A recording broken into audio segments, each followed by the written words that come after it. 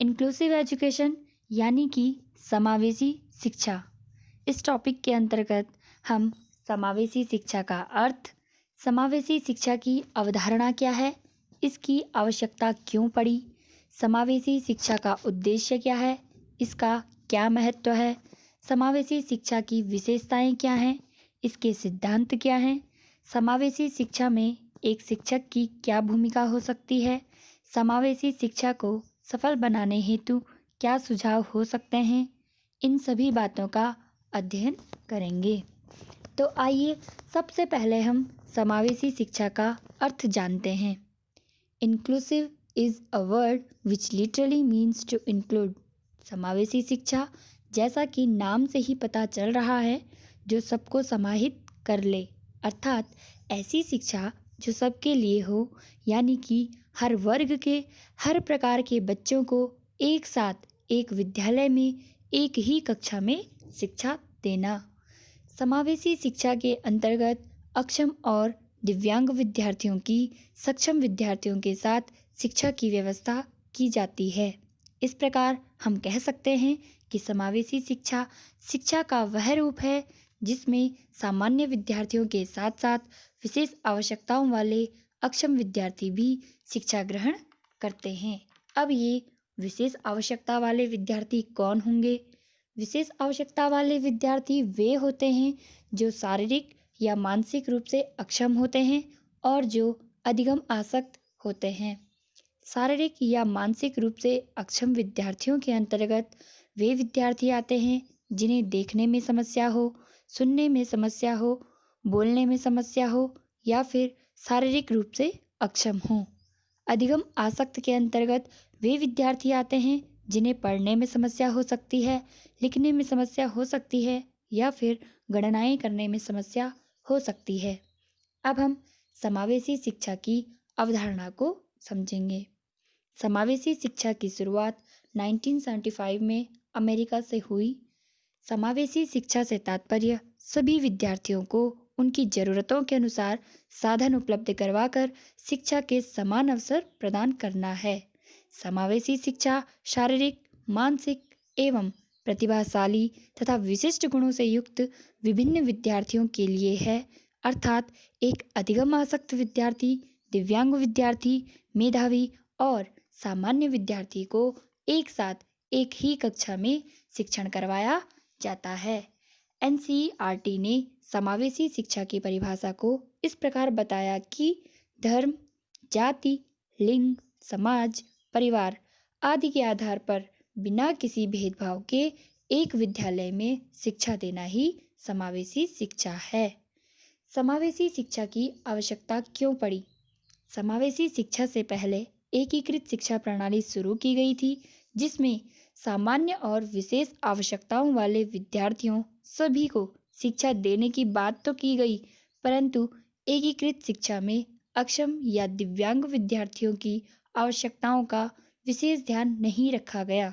इसलिए अक्षम विद्यार्थियों के अनुकूल उनकी ज़रूरतों को ध्यान में रखते हुए समावेशी शिक्षा प्रणाली की आवश्यकता पड़ी।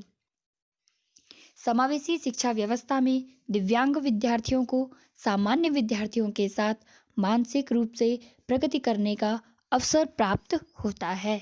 उनके मन में किसी प्रकार की हीन भावना नहीं आती है। इससे विद्यार्थियों में सामाजिक तथा नैतिक गुण, प्रेम, सहानुभूति, आपसी सहयोग आदि गुणों का समावेश होता है। समावेशी शिक्षा अपेक्षाकृत कम खर्चीली होती है क्योंकि अध्यापक, विशेषज्ञ, चिकित्सक आज के सामान्य एवं दिव्यांग दोनों तरह के बच्चों को एक साथ सेवा देने में समर्थ होते हैं। इससे दिव्यांग तथा सामान्य बालक के बीच एक प्राकृतिक वातावरण बनता है, जिससे बालकों में एकता की भावना आती है और एकीकरण संभव होता है। समावेशी शिक्षा में बच्चों में समानता की भावना का विकास होता है। किसी भी शिक्षा प्रणाली को प्रारंभ करने से पहले उसके कुछ उद्देश्य निर्धारित किए जाते हैं। इसी प्रकार समावेशी शिक्षा के भी उद्देश्य निर्धारित किए गए, जैसे विद्यार्थियों में आत्मनिर्भरता की भावना का विकास करना, अक्षम अथवा दिव्यांग विद्यार्थियों को शिक्षा प्रदान करके देश की मुख्य धारा से जोड़ना, उन्हें सामाजिक और सांस्कृतिक रूप से समाज से जोड़ना। प्रत्येक व्यक्ति में विभिन्नताएं पाई जाती हैं, अर्थात प्रत्येक विद्यार्थी दूसरे से भिन्न होता है। समावेशी शिक्षा में इस तरह की वैयक्तिक विभिन्नताओं का एकीकरण किया जाता है। समावेशी शिक्षा का उद्देश्य दिव्यांग या अक्षम विद्यार्थियों में छिपी योग्यताओं को उजागर करना है।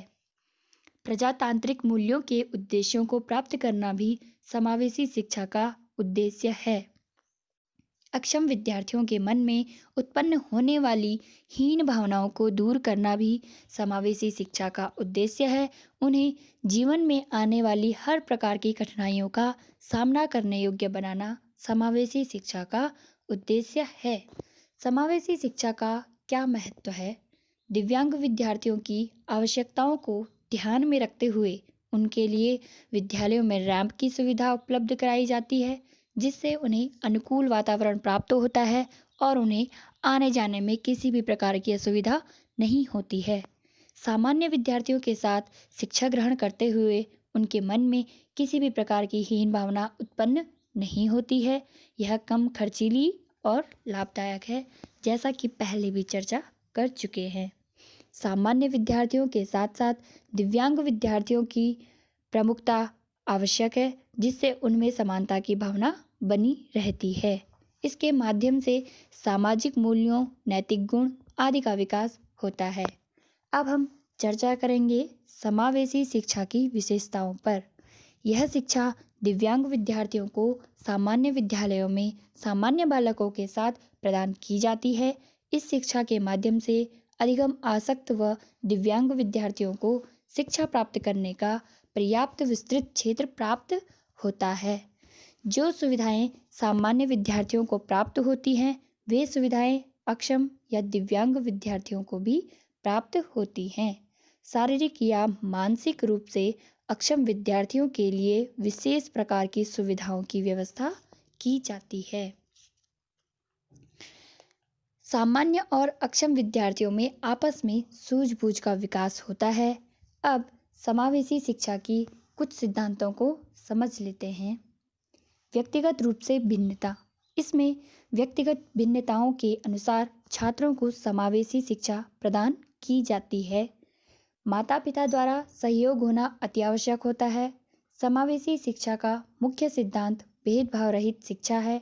विशिष्ट शिक्षा हेतु विशिष्ट कार्यक्रमों का आयोजन किया जाता है। इसके तहत सामान्य तथा विशिष्ट बालकों के बीच समन्वयपूर्ण वातावरण स्थापित होता है।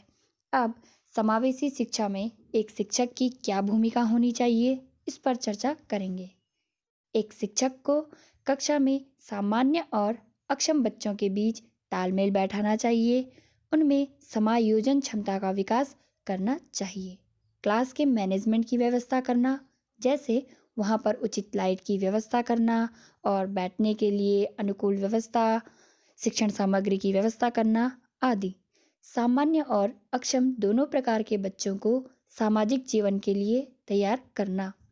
अक्षम विद्यार्थियों की अधिगम संबंधी बाधाओं की पहचान करके उन बाधाओं, कमियों को दूर करके उन्हें उचित शिक्षण द्वारा उनमें कौशल का विकास करना। उनकी अधिगम आवश्यकताओं की पूर्ति करना भी एक शिक्षक का उद्देश्य होता है। समावेशी शिक्षा को सफल बनाने हेतु प्रयास किए जा सकते हैं, जिससे समावेशी शिक्षा प्रणाली का उद्देश्य पूरा हो सके। जैसे दिव्यांग अथवा अक्षम विद्यार्थियों को उनके परिजनों का सहयोग मिलना अति आवश्यक है। शिक्षक को अक्षम विद्यार्थी की अधिगम अक्षमता का पूर्ण ज्ञान होना आवश्यक है, ताकि वह उनकी ज़रूरत के अनुसार उचित शिक्षण विधि का प्रयोग कर सके। दिव्यांग विद्यार्थियों के लिए उचित शैक्षिक तकनीकों की व्यवस्था होनी आवश्यक है, जैसे उनके लिए कक्षा तक पहुंचने हेतु रैंप इत्यादि की व्यवस्था, शौचालय की अनुकूल व्यवस्था। समावेशी शिक्षा में शिक्षा का स्तर विद्यार्थियों के शारीरिक व मानसिक स्तर को ध्यान में रखकर तय किया जाना आवश्यक है। दिव्यांग विद्यार्थियों के लिए आने जाने का उचित प्रबंध होना आवश्यक है। साथ ही ऐसे बच्चों के लिए जिनका घर विद्यालय से बहुत दूर है, उनके लिए छात्रावास की उचित व्यवस्था होनी चाहिए। Thank you.